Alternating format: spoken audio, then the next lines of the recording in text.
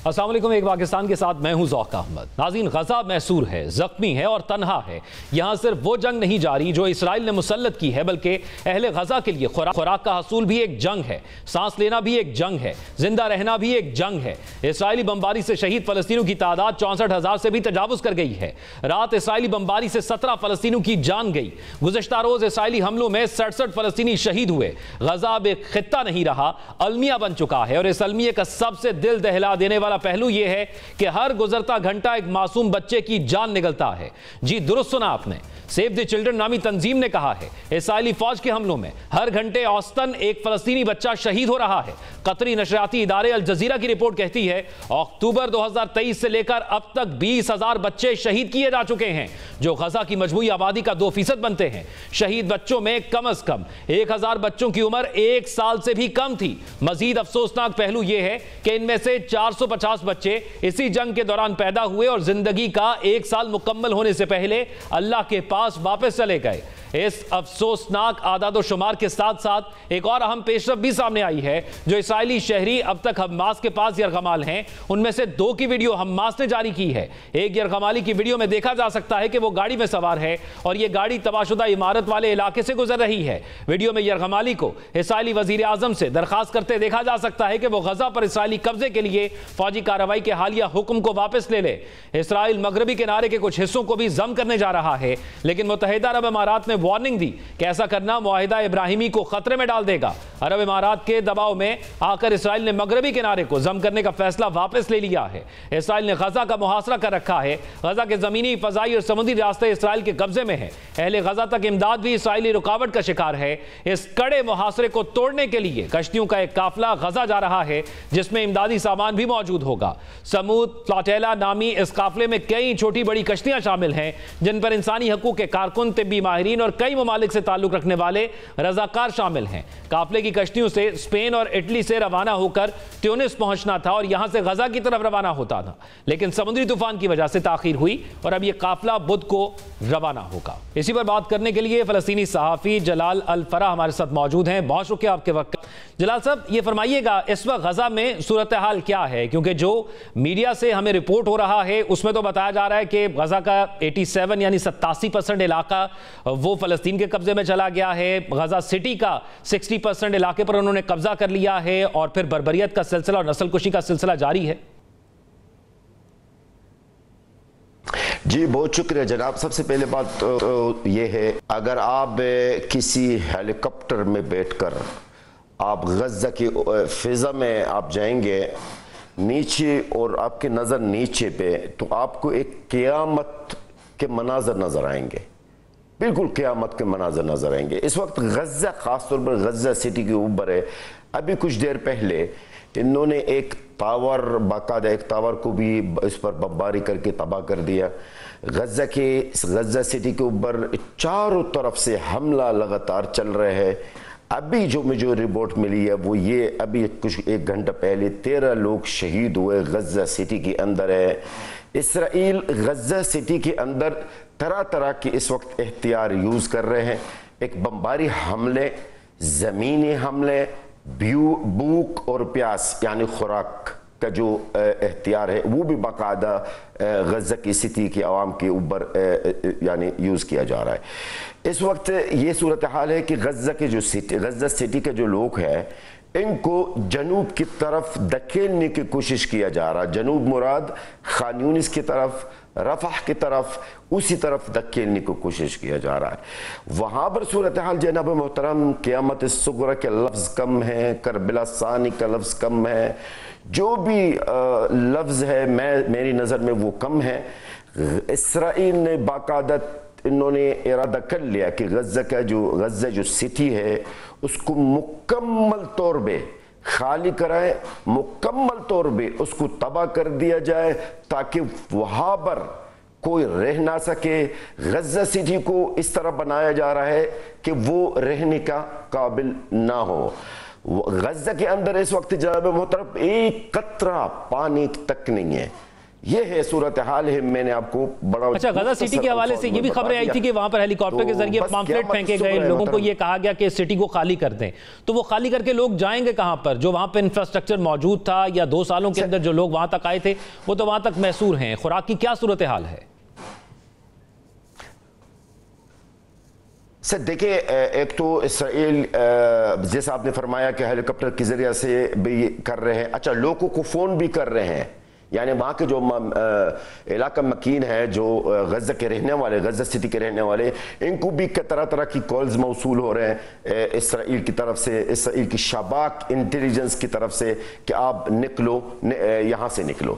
اب آپ نے جو سوال کیا خوراک اور کھانے پینے کے, جو کچھ بھی نہیں ہے وہاں پہ, کچھ بھی نہیں ہے. لوگ اس وقت احمد صاحب مٹ کھا رہے ہیں, مٹی, جی ہاں بالکل مٹی, جیسا کہہ رہا ہوں ویسے ہی ہے, مٹی لوگ کھا رہے. غزہ کی عوام کے پاس جو سٹی خاص طور پر وہاں پر, کیونکہ وہاں پر شدید بم آ رہی ہے, وہاں پر شدید حملہ ہونے کی وجہ سے وہاں پر خوراک, کسی بھی قسم کا کوئی خوراک نہیں ہے, کوئی پانی نہیں ہے, کوئی پرسال حال نہیں ہے. ہاں ابھی چند گھنٹہ پہلے کچھ لوگ سمندر کی طرف, یعنی ویسٹ کے طرف, انہوں نے غزہ کے جو ویسٹ ہے اس طرف رخ کر دے, انہوں نے اپنے مطلب رخ کر لیا تاکہ وہ سیف ہو جائے. لیکن سیف کدھر ہے؟ وہ جا رہے ہوتے بیچارے اور ان کو بربمباری.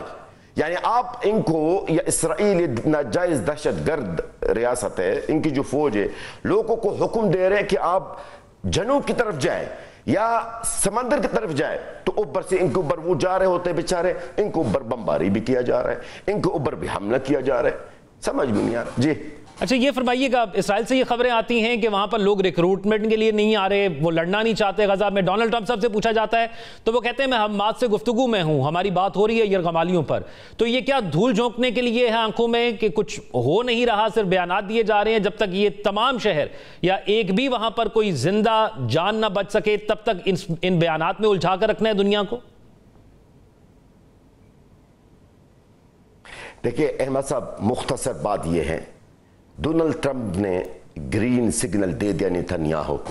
اس ناجائز ریاست کا دہشت گرد وزیر اعظم نتنیاہو کو ایک گرین سگنل ٹرمپ نے دے دیا, جو چاہے کر لے, ٹھیک ہے, غزہ کے اندر وہ آپ کے سامنے, اور مزید اس کو اختیار, نئی جدید قسم کے اختیار بھی فراہم کر رہا ہے.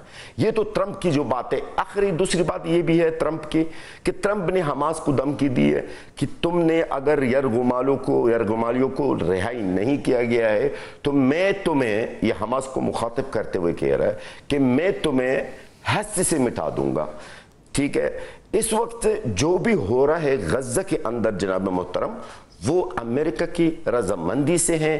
یہ صرف دنیا کو, رائے عامہ کو بیوقوف بنانے کے لیے کبھی کبھار ڈونلڈ ٹرمپ صاحب کہتے ہیں کہ جی بس جنگ بند کر رہا ہوں غزہ کے اندر کی. اب یہ مجھے بتائیے, جب سے یہ ڈونلڈ ٹرمپ آیا ہے آج تک کے, آج مؤرخہ 7 سپٹمبر ہے, ڈونلڈ ٹرمپ نے کتنی بار کہا کہ میں بس اگلے ہفتہ میں غزہ کا جو جنگ ہے وہ بند ہو جائے گا؟ کیا ہوا؟ نہیں ہوا.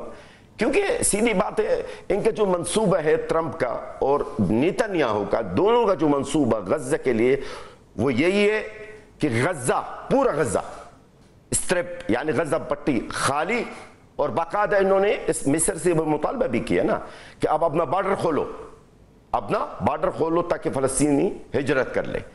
تو بھائی دیکھیں, ان کا جو منصوبہ ہے وہ برقرار ہے. ان کا منصوبہ یہی ہے کہ غزہ کے عوام کے اوپر اتنا عذاب, اتنی قیامت, اتنا موت مسلط کیا جائے تاکہ وہ ہجرت پر مجبور ہو جائیں. ساتھ ساتھ مصر سے انہوں نے یہ مطالبہ کیا کہ اب بارڈر کھولو تو غزہ کے عوام کے لیے. تو غزہ کو خالی کرنے کے ان کا ارادہ ہے, چاہے قتل عام میں اضافہ ہو, چاہے بھوک اور پیاس. ابھی کی بات ہے, ابھی میں جب آیا ہوں, 5 لوگ جن میں سے 3 بچے شہید ہوئے بھوک کی وجہ سے. یہ ذرا میرا یہ پیغام امت مسلمہ کو بتائیے گا, 57 مسلم ملک, ان کو بتائیے گا آپ کے بچے ابھی, آج شام کی بات میں آپ کو بتا رہا ہوں, 5 لوگ شہید ہوئے بھوک اور پیاس کی وجہ سے, جن میں سے 3 سال کے تین بچے ہیں, 5 میں سے. تو یہ ذرا یہ میرا پیغام اس کو سنسر نہ کریں, اور غیرت مند امت مسلمہ کو بتائیے گا کہ آپ کے بچے غزہ کے اندر بھوک اور پیاس اس پانی کی وجہ سے نہ ہونے کی وجہ سے وہ شہید ہوئے. یہ فرمائیے گا کہ بہت سے منصوبے سامنے آئے. کبھی کہا گیا کہ 3 عرب ممالک جو ہے وہ کنٹرول سنبھال لیں کہ غزہ کا. کبھی کہا گیا کہ حماس یہاں سے چلی جائے تو پھر یہاں پر معاملہ سیٹل ہو سکتا ہے. ابھی آپ نے فرمایا جیسے کہا جا رہا ہے کہ غزہ کے لوگوں کو کہا جا رہا ہے یہ جائیں، تو پھر جائیں کہاں؟ غزہ کے لوگوں کا قصور کیا ہے؟ سر دیکھیں، منصوبہ تو غزہ کے لیے بڑے بڑے طرح طرح کے منصوبے ہیں. شروع میں ٹرمپ صاحب غزہ پر کنٹرول کرنے کی بات کی جب نیا اقتدار میں آئے تھے. آپ کو یاد ہوگا کہ جی میں غزہ پر زوری زبردستی کنٹرول کروں گا، میں فورسز بھیجوں گا. پھر اس کے بعد اس نے کہا کہ میں غزہ کو خرید لوں گا. پتہ نہیں سمجھ میں نہیں آ رہا کہ اس کو بیچے گا کون ہے.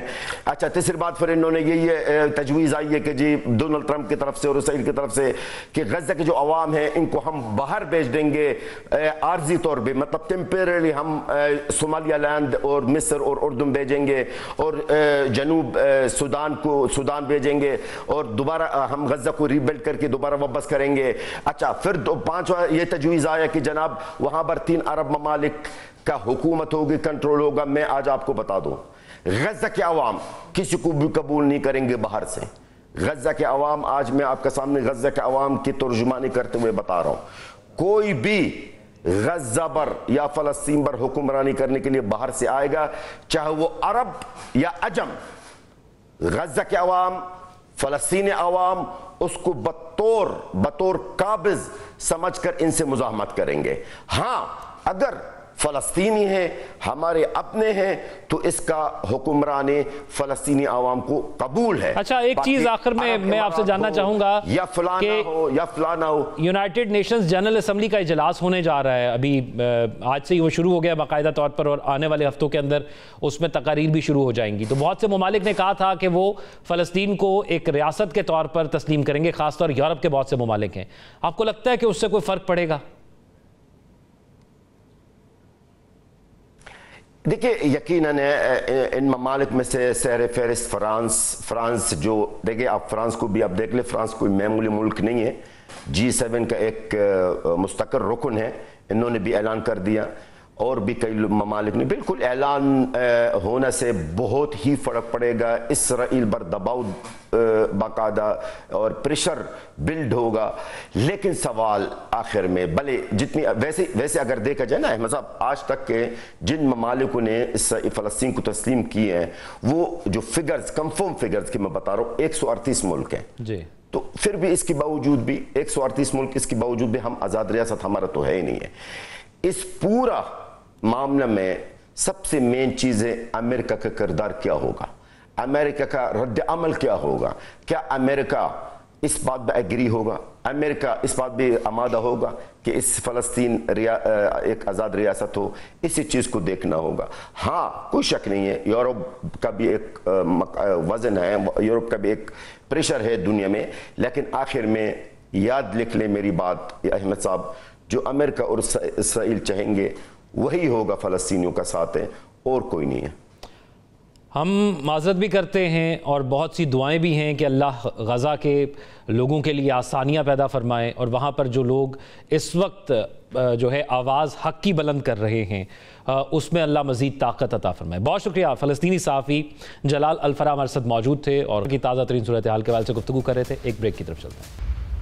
بریک کے بعد خوش آمدید ناظرین. پاکستان میں اس وقت جس جگہ چاند دیکھا جانا ممکن ہے، یعنی بادل نہیں چھائے ہیں اور آسمان صاف ہے، وہاں کے رہنے والے اگر چاند کو دیکھیں تو وہ سفید کے بجائے سرخ رنگ کا دکھائی دے رہا ہوگا. یہ ہے بلڈ مون. یہ دراصل ایک مکمل چاند گرہن کا دوسرا نام ہے. بلڈ مون اس وقت بنتا ہے جب زمین سورج اور چاند کے درمیان آ جاتی ہے اور سورج کی براہ راست روشنی چاند تک نہیں پہنچ پاتی، تاہم زمین کے ماحول سے گزرتی ہوئی روشنی کا ایک حصہ چاند تک پہنچتا ہے. چونکہ زمین کا ماحول زیادہ تر نیلی اور سبز روشنی کو فلٹر کر دیتا ہے، نتیجتاً یہ نکلتا ہے کہ چاند ہمیں سرخ، نارنجی یا تانبے جیسا نظر آتا ہے. اسی صورتحال پر بات کرنے کے لیے ہمارے ساتھ ایسٹرالوجر مس سامیہ خان موجود ہیں. بہت شکریہ آپ کے وقت کا. سامیہ جی، فرمائیے گا اس کا امپیکٹ یا ایفیکٹ کیا عام لوگوں کی زندگی بھی ہوتا ہے؟ بسم اللہ الرحمن الرحیم. سب سے پہلے تو ایک نیوز کے سننے والے جو ہیں، جہاں جہاں آپ کو سنا اور دیکھا جا رہا ہے، آپ سب لوگوں سے کہوں گی کہ اس ایکلپس سے, اس گرہن سے اللہ کی امان ضرور مانگیے, ملک کے لیے, زمین کے لیے, کیونکہ ایک انفارچونیٹ بات ہے. دیکھیے چاند وہ واحد سیارہ یا ستارہ کہہ لیجئے جس سے زمین افیکٹ ہوتی ہے. زمین کی میجر تبدیلیاں چاند کے فال اور رائز کے ساتھ آتی ہیں. دریاؤں میں, سمندروں میں طغیانی اس کی وجہ سے آتی ہے. ایون آپ کے جسم میں بلڈ کا جو پریشر ہے وہ بھی چاند کی موومنٹ کنٹرول کر رہی ہوتی ہے. تو یہ بتائیں کہ اگر زمین اتنی ہٹ ہو سکتی ہے تو انڈیویجول زندگیاں کیسے افیکٹ نہیں ہوں گی. تو اللہ تعالیٰ سے ہر کوئی اس کی امان پناہ ضرور مانگے.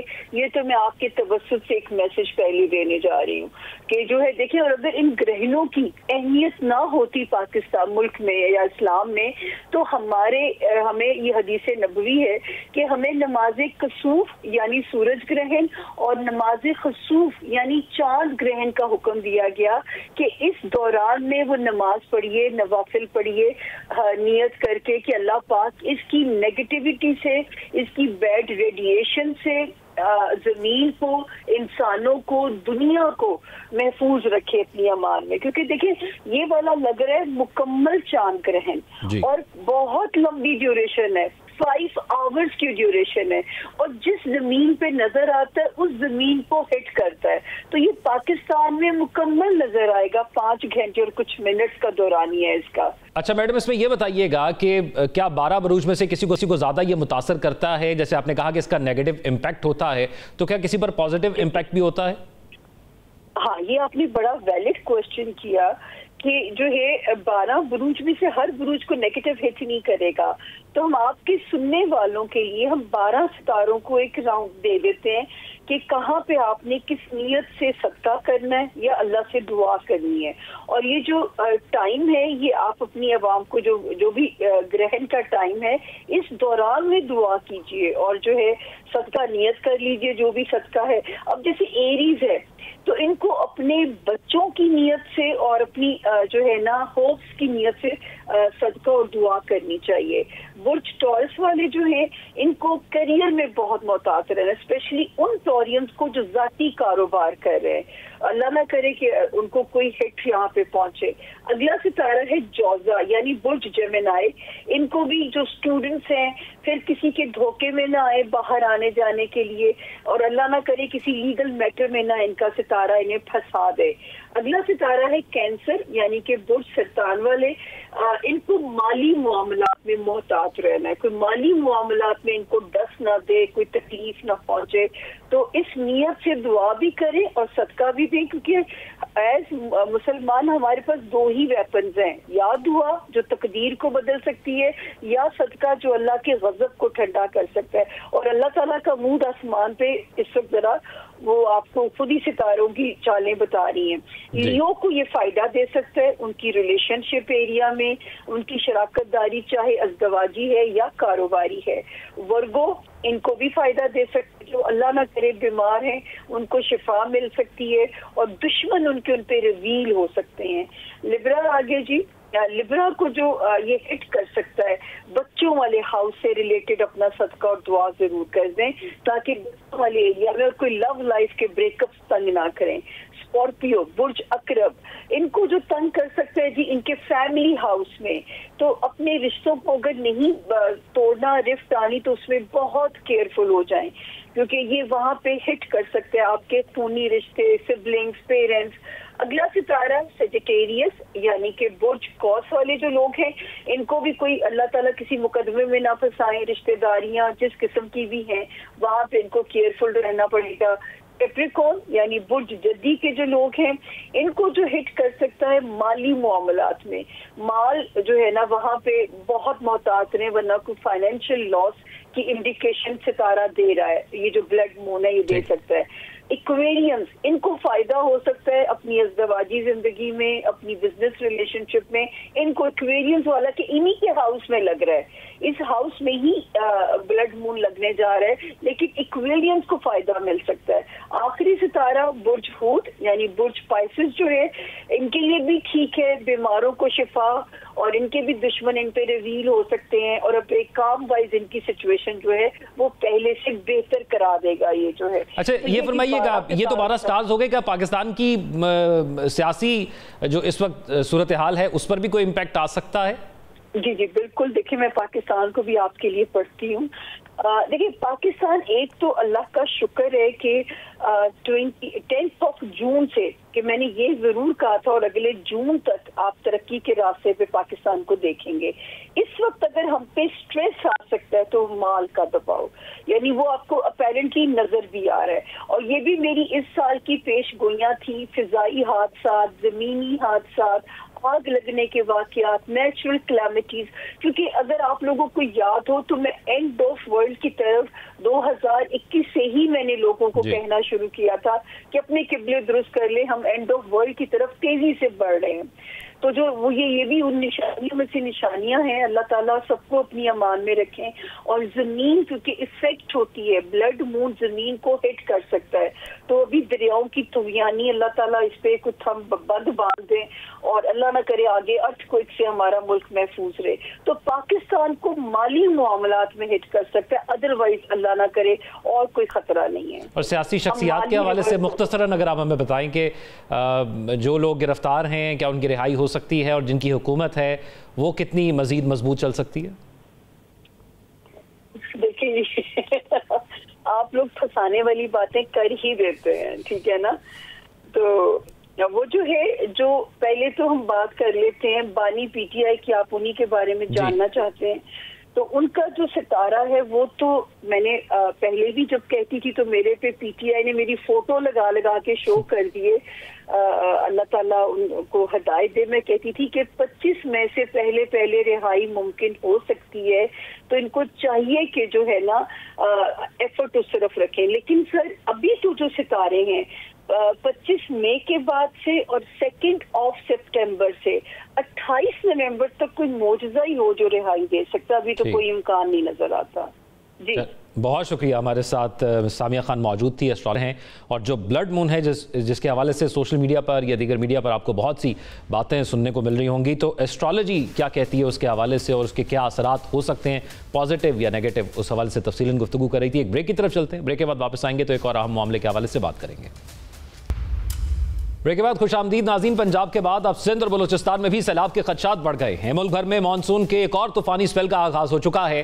راولپنڈی سے لے کر لاہور اور جنوبی پنجاب کے کئی شہروں میں شدید بارشوں کا امکان ہے۔ بڑے شہروں میں مانسون بارشوں کے باعث ندی نالے بے بھر چکے ہیں۔ پاکستان کے مختلف دریاؤں میں پانی کی سطح خطرناک حد تک بڑھ گئی ہے۔ اس وقت دریائے چناب، راوی اور ستلج میں سیلابی صورتحال کا سامنا ہے۔ چناب میں تریمو اور پنجنت پر اونچے درجے کا سیلاب ہے۔ راوی میں بلو کی، شادرہ اور سندھرائی کے مقام پر اونچے درجے کا سیلاب ہے۔ ستلج میں سنگھ والا اور ہیڈ سلیمان کی پر انتہائی اونچے درجے کا سیلاب ہے۔ اس سے بھی تشویشناک بات یہ ہے کہ دریائے ستلج میں بھارت مزید پانی چھوڑ چکا ہے۔ خدشہ ہے کہ اگلے 2 دن میں پنجاب کے تینوں دریاؤں میں پانی کا بہاؤ غیر معمولی سطح تک بڑھے گا۔ جب یہ پانی سندھ پہنچے گا تو سندھ حکومت کا تخمینہ ہے کہ گدو بیراج کے مقام پر اس کی مقدار 8 لاکھ کیوسک ہوگی۔ جنوب مشرقی سندھ میں بھی اگلے 24 گھنٹوں کے دوران بارشوں کا ایک سلسلہ داخل ہونے کا امکان ہے۔ مانسون کا یہی سپیل سندھ میں بھی بارشوں سے سیلابی صورتحال کا باعث بن سکتا ہے۔ کراچی میں بھی جمعرات تک ہونے والی بارشوں سے اربن فلڈنگ کا خدشہ موجود ہے، جبکہ کیتھر رینج اور بلوچستان میں لسبیلا اور خسدار کے ندی نالوں میں بھی طغیانی متوقع ہے۔ ایک جانب بارشیں اہل پاکستان پر قہر ڈھا رہی ہیں، دوسری جانب صورتحال سے فائدہ اٹھانے کے لیے ذخیرہ اندوز بھی متحرک ہو چکے ہیں۔ ذخیرہ اندوزی کی وجہ سے کھانے پینے کی چیزوں کی قیمتیں بڑھ رہی ہیں۔ اس کے تدارک کے لیے پنجاب حکومت کریک ڈاؤن کر رہی ہے۔ اب تک گوداموں میں ذخیرہ کی گئی تقریباً 76,000 میٹرک ٹن گندم ضبط کی گئی ہے اور 88 گودام بھی سیل کیے گئے ہیں۔ تازہ ترین صورتحال کے حوالے سے بات کرنے کے لیے D G P D M میں عرفان کاٹیا صاحب نے ہمیں جوائن کیا ہے۔ بہت شکریہ آپ کے وقت کا۔ صاحب یہ فرمائیے گا، کچھ اضلاع کے حوالے سے یا علاقوں کے حوالے سے اطلاعات آ رہی ہیں، جیسے جلال پور پیروالا ہے اور ملتان کے دیگر علاقے ہیں جہاں پر ابھی صورتحال تشویشناک ہے اور لوگ یہ بتا رہے ہیں کہ ان کو ابھی تک ریسکیو نہیں کیا گیا اور وہ ابھی بھی پانی کے اندر محصور ہیں۔ تو تازہ ترین صورتحال کیا ہے اور کیا اقدامات کیے جا رہے ہیں؟ جی بسم اللہ الرحمن الرحیم۔ بالکل اس وقت سچویشن پنجاب میں وہ کافی کریٹیکل رہی۔ آپ نے دیکھا 26 اگست سے جو ہی یہ ہمارا سیلاب کی صورتحال چلی، تمام دریاؤں میں ہماری پنجاب کی تاریخ کا سب سے بڑا سیلاب یہ اس کا اس وقت ہمیں سامنا ہے۔ ملتان پچھلے 24 گھنٹے سے کافی کریٹیکل تھا اور اس کی مین وجہ یہی تھی کہ چناب اور راوی کا پانی اب مل کے وہ ملتان میں داخل ہوا. وہ ہم نے کسی طریقے سے ہیڈ محمد والا اور شیر شاہ برج ہے اس کو تو ہم سیو کرنے میں کامیاب ہوئے, لیکن اوور آل اس وقت بہت سٹریس ہے وہاں پہ, اور پانی کی کیونکہ پونڈیج بہت زیادہ ہے. پونڈیج کی وجہ سے اس وقت جلال پور پیر والا اور بیٹ کا جو علاقہ ہے اس میں متعدد دیہات جو ہیں اس وقت وہ زیر آب ہیں, اور ریسکیو 1112 پاکستان آرمی پوری طرح سے اس وقت فیلڈ میں اس وقت رات کے اندھیرے میں بھی آپریشن کیا جا رہا ہے.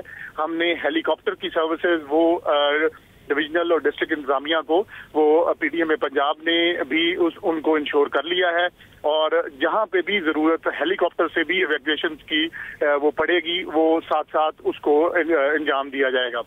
لیکن ہمیں یہ دیکھنا ہوگا کہ اوور آل جو میگنیچیوڈ ہے, اور ابھی بھی یہ ملتان کا جو فینومینا ہے یہ ابھی ہم جس طریقے سے دیکھ رہے ہیں یہ اگلے کم از کم 48 سے 72 گھنٹے اسی طریقے سے یہ رہیں گے, کیونکہ اس کی بڑی وجہ یہ ہے کہ چناب کا جو پہلا ریلا تھا وہ اس وقت ملتان سے گزر کے اب پنجنت کے مقام پہ پہنچ رہا ہے, اور دوسرا ریلا جو چناب میں 6.25 لاکھ دوبارہ چلا تھا وہ بھی اس وقت ہیڈ تریمو پہ اپنی پیک اچیو کرنے کے بعد ملتان کی طرف بڑھ رہا ہے. تو اگلے 72 گھنٹے ملتان کے لیے مزید کریٹیکل ہوں گے.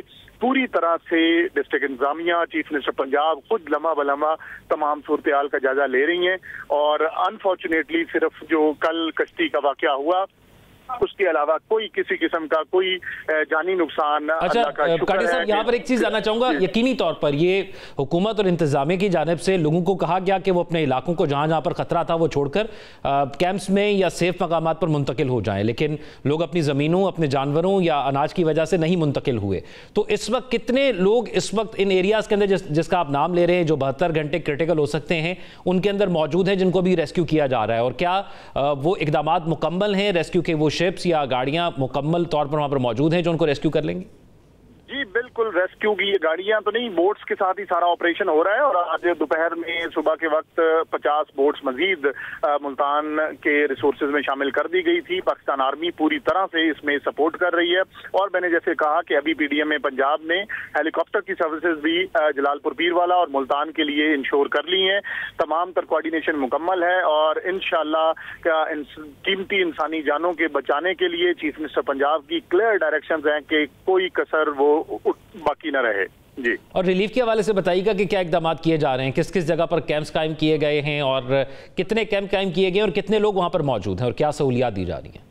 جی اوور آل ریلیف کا پروسیس یہ پھر میں کہوں گا کہ پنجاب کی تاریخ کا یہ سب سے بڑا سیلاب اور ایڈمنسٹریٹو چیلنج ہے, جس کو چیف منسٹر پنجاب کی قیادت میں پی ڈی ایم میں پنجاب اور تمام ڈسٹرکٹ ایڈمنسٹریشن انشور کر رہی ہیں. اس وقت ہمارے پاس 66,000 لوگ ریلیف کیمپس میں ہیں, تقریباً 450 ریلیف کیمپس ہیں ہمارے پاس, اور ان 66,000 لوگوں کو پوری طرح سے 3 ٹائمز میل, باقی ان کو میڈیکل اور جو لائف سٹاک کور ہے اس کو پوری طرح سے ہم انشور کر رہے ہیں. اور اس کے علاوہ جو کوئی اسٹینڈرڈ لوگ ہیں یا ہائی رائز پہ اپنے ہی پانی میں اپنے ہی گھروں میں یا بستیوں میں رہ رہے ہیں, تو ان کے لیے جو ڈرائی راشن ہے وہ چیف منسٹر پنجاب کی ڈائریکشن کے اوپر تمام لوگوں کو ڈرائی راشن وہ فراہم کیا جا رہا ہے.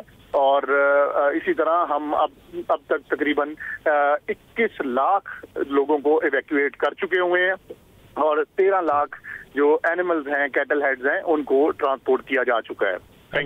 یقینی طور پر ابھی تک یہ کیلکولیٹ ہو رہا ہوگا کہ کتنا نقصان ہوا ہے, تو اب تک کیا نقصان ہوا اس تمام صورتحال کے حوالے سے یہ ابھی اطلاعات سامنے آ رہی ہیں. بہت شکریہ, ہمارے ساتھ D G P D M میں عرفان کاٹیا صاحب موجود تھے اور اب تک کی تازہ ترین صورتحال کے حوالے سے ہمارے ناظرین کو آگاہ کرے تھے. ایک بریک کی طرف چلتے ہیں, اسٹے ود اس.